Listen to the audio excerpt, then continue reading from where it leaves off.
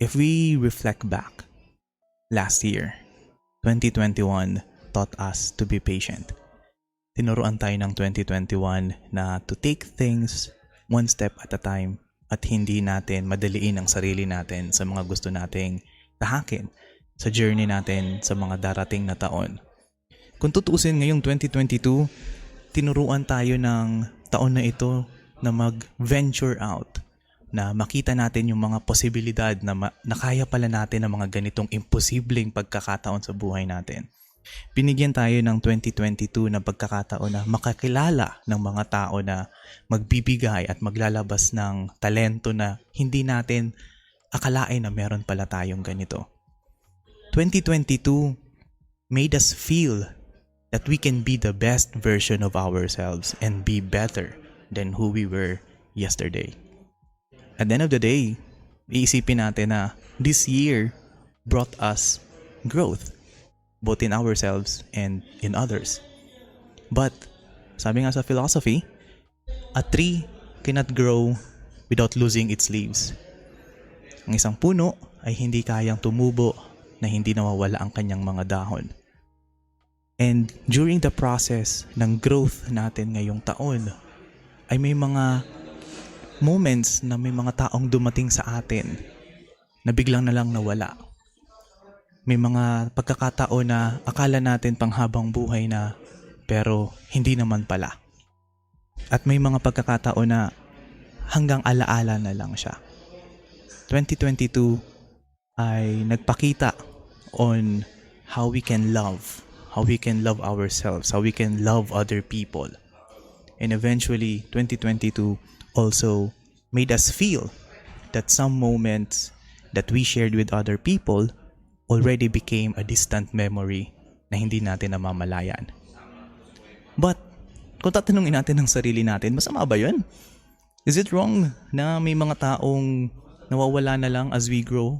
No. Actually, hindi siya masama. Nagiging masama lang siya if we still hold on to the leaves na nahulog na sa puno na yun. If we still keep hanging on to those things na hindi na sumabay sa growth natin, then dun siya nagiging masama. And some of the things na tutunan ko din this 2022, that our role in someone's life is not permanent. And ang role nila sa buhay natin is also not permanent. And by understanding that, we are often, by understanding that kind of mindset, we are often blinded na, ay dapat forever na ito. Ay, this person brings me joy. Ay, this moment brings us happiness. That should be maintained forever, but that's not always the case. Diba? And sometimes, ano nga ba ang mga nakikita natin? Ano ba ang dapat nating makita? Ika nga, just because some people hindi nagtatagal sa buhay natin, it doesn't mean nakakalimutan na natin sila. You have to remember, or we have to remember, at some point in our lives, their growth got us, their moment with us got us sa growth na kinakailangan natin marating. Yung experiences natin sa kanila, whether good or bad, brought us to where we are right now. And nothing can ever change that. And kung tutuusin, same with the philosophy kanina, we have to remember also that a fallen petal was once a part of a beautiful flower. So you have to cherish those moments because at some point in our lives, they became the best part of our lives. So why invalidate that kind of memory that we had with other people? So we have to ask ourselves, may mga fears ka ba na na-overcome ngayong taon? If yes, then that is a symbol of growth. Nag-grow ka. And if you ask yourself, nakapag-decide ka ba na bumitaw sa mga bagay na nagpapabigat sa'yo? Whether those are people, material objects. If you decided to let go the things that you think that hinders your growth, then that is growth. And if you also ask yourself na may mga sinira ka ba na habits or things na nakasanayan mo na in order to try something new and step out of your comfort zone, then that, my friend, is called growth. And again, isa yan sa pinaka-essence ng 2022. Kahit sabihin na natin na marami sa atin na nagsasabi na 2022 is about burning bridges, 2022 is letting go of toxic people, 2022 is about discovering yourself. In all summary, it just says that you are growing as a person. And in some point in our lives, I read this book, I heard this anecdote, so parang dalawa siya, na sa buhay ng isang tao, may mga tatlong people may tatlong people na dadaan sa buhay natin. May tatlong uri ng tao tayong makikilala. The first one are people na nagtatanim ng seed sa atin.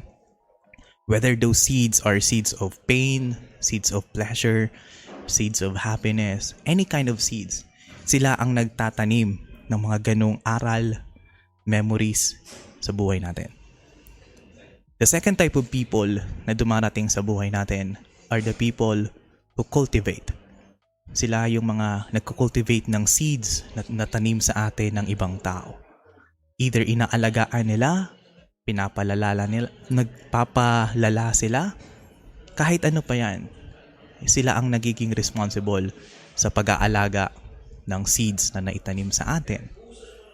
And other than that, the next and the last one is the harvesters. Sila naman yung mga tao na nagigain. Sila na yung mga nakakakilala sa bunga ng mga naitanim sa atin ng mga taong dumating sa buhay natin. If someone planted seeds of happiness sa'yo at the moment na ikaw ay nasa darkest time na meron ka, and eventually naging masaya ka, then the people na nakakilala ng happiest version mo are the people who are harvesting those kinds of experiences na pinapakita mo sa kanila. So tatanungin natin ang sarili natin as we reflect, how would we know kung alin tayo sa mga taong yun? How would I know na kung ako yung planter, ako ba yung harvester, ako ba yung cultivator? The answer is we don't. We don't know and we will never know. Kasi sa part na yan ay in case you are the person na nagplant ng seed, may mga chances na hindi ikaw ang mag-harvest ng seeds na yun. It takes time, it takes patience, it takes discipline, it takes dedication. And there are some people na makikilala na ang best version of you without seeing na kung ano yung mga nalagpasan mong hamon, sino-sino yung mga nag-alaga sa'yo. We will never know kung saang part tayo ng buhay ng tao darating. And that kind of unknown just makes life interesting. Because you don't know kung gaano kakatagal mag-stay sa buhay ng isang tao. And you don't know how long a person can stay in your life. So the best we can do is appreciate. Appreciate their time, their efforts, their memories, their laughs with us. Because all of that will result in our growth, whether they leave or whether they stay. So all in all, 2022 is never about cutting ties. It's never about ruining relationships. 2022 is not something to be negative about. 2022 is about your own growth and how you will use your growth for the years to come. And this is me, PJ.